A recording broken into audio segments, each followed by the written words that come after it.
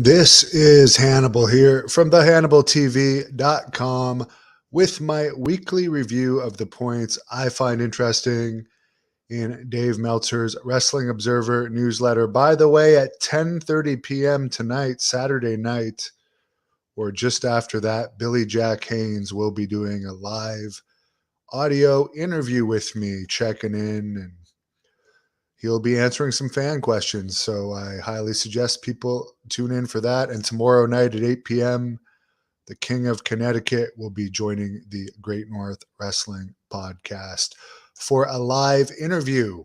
Every Sunday night at 8 p.m., we're doing a podcast now with the new owner of Great North Wrestling.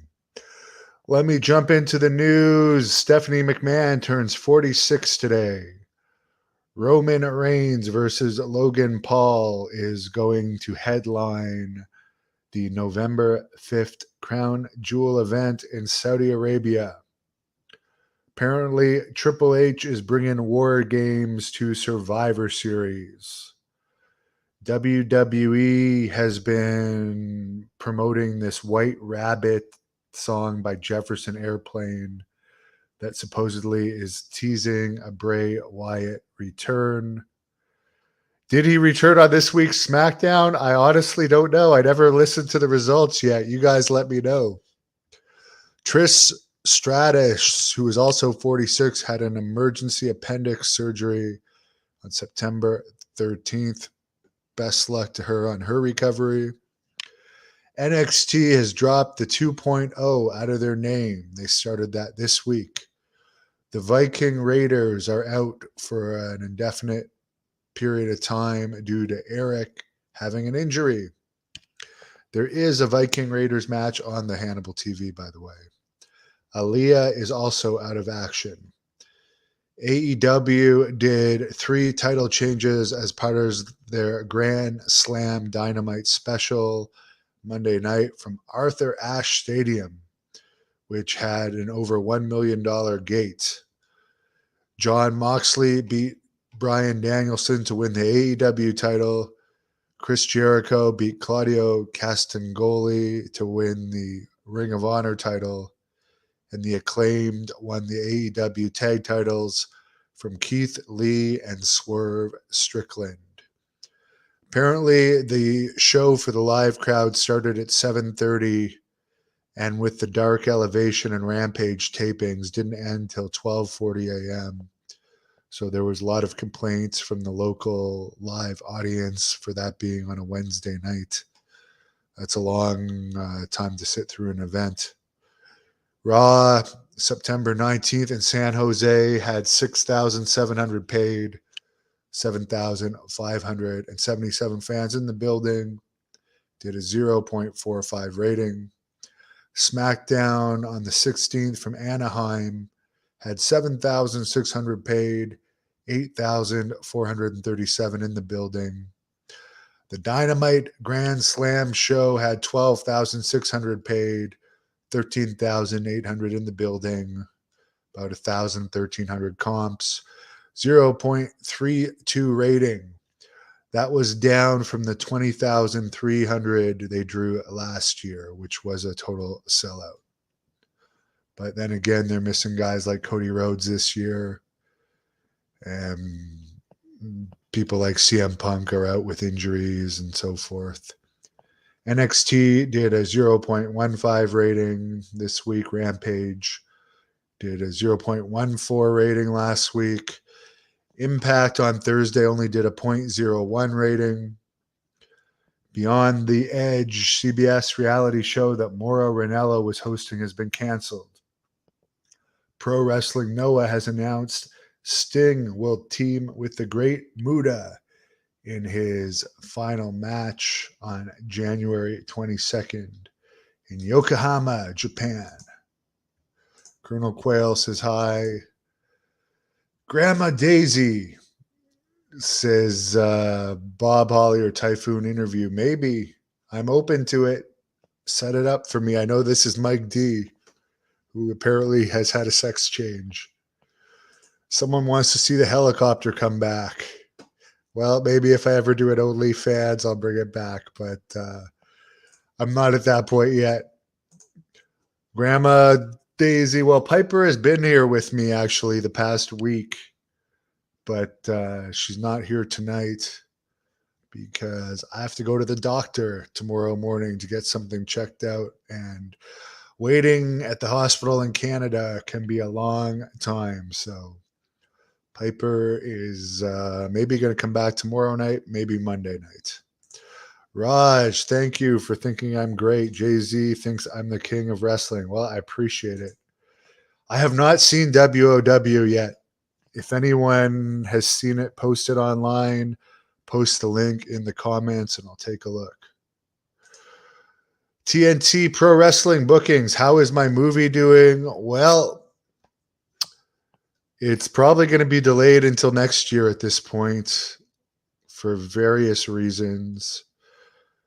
There was one scene filmed, but there was some casting issues and other issues. And to be honest, I'd rather just have it as a new YouTube movie than a Netflix movie, which is what the original producers wanted. If I'm putting all this money, I already put over 10,000 American into the movie. I would really like it for my YouTube channel. So we'll get stuff sorted out on that. But for now, I'm going to continue on the shooter interviews. We were supposed to have one with Marty Jannetty yesterday, but he didn't show up to his appearance with the captain. So we'll have to delay that for another time.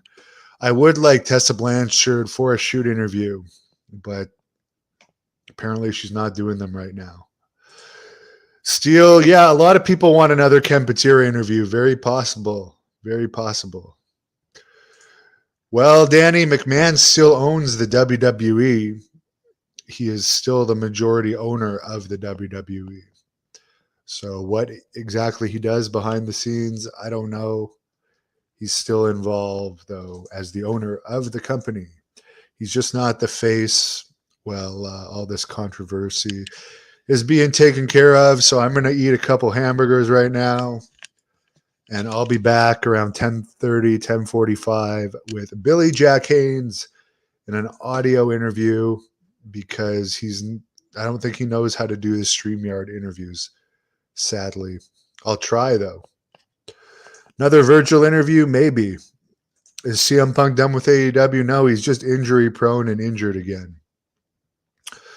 Should Hogan buy the WWE? I think the WWE is worth like 3 or 4 billion, which is kind of out of Hulk Hogan's price range. And Hulk Hogan is what, in his late 60s, early 70s? Let's look that up. Let's look that up. He is 69 years old. Magic number 69. So who knows? I think we'll probably see him in wrestling again, but I don't think he's going to be buying any companies. Pat Tanaka interview? Maybe. We did do a Paul Diamond one that people seem to like. So anything's possible for the future.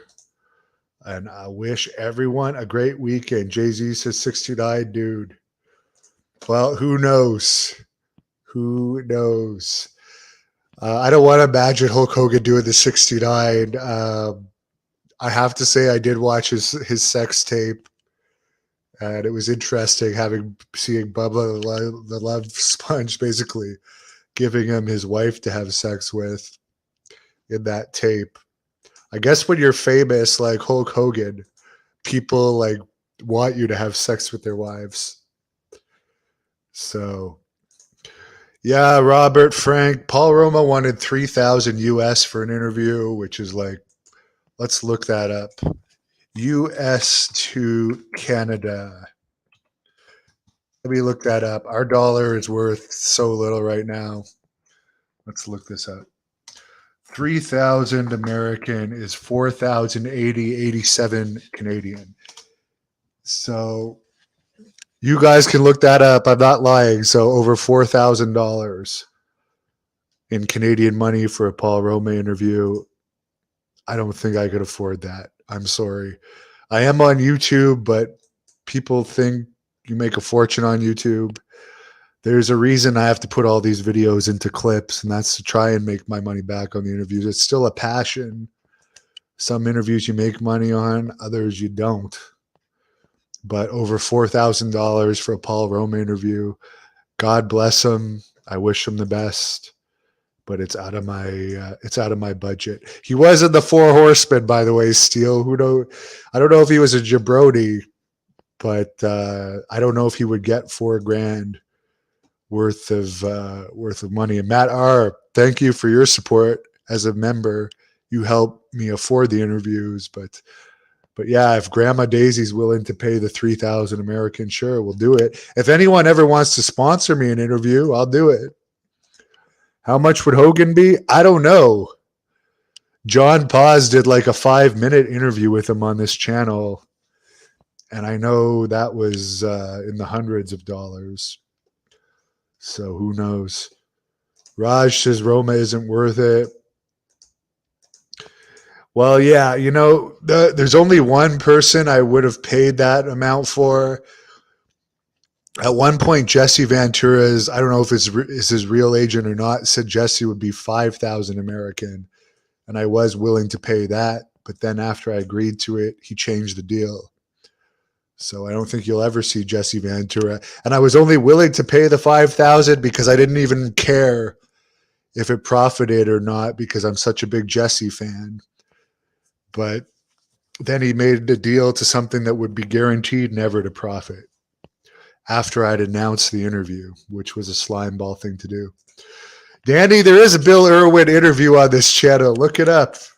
It's one of my most famous interviews. Jay-Z Flair did an interview with John Paz, but he did not respond to my request to do an interview.